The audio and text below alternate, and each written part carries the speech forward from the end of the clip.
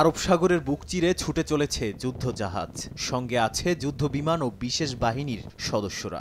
স্থানীয় সময় মঙ্গলবার পাকিস্তানের নেতৃত্বে যুক্তরাষ্ট্র, বাংলাদেশ, চীন, ইন্দোনেশিয়া, জাপান, সৌদি আরব, মালয়েশিয়া, ওমান, শ্রীলঙ্কা, ইরান, সংযুক্ত আরব আমিরাত সহ মোট ৬০টি দেশের অংশগ্রহণে উত্তর আরব সাগরে অনুষ্ঠিত হয় নৌবাহিনীর বহুজাতিক মহড়া।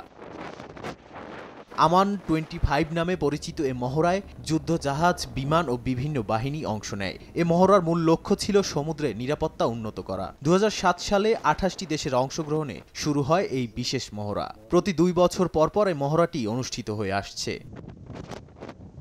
চলতি মাসের 7 তারিখ শুরু হয়ে 11 তারিখ পর্যন্ত চলে মহড়াটি 2 ধাপে অনুষ্ঠিত হয়। 10 ফেব্রুয়ারি থেকে সমুদ্রপথে নামলেও এর আগে আলোচনা সভায় অংশ নেয় দেশগুলো। এ সময় কৌশলগত পরিকল্পনা, সন্ত্রাস বিরোধী নানা পদক্ষেপের বিষয়ে আলোচনা হয়।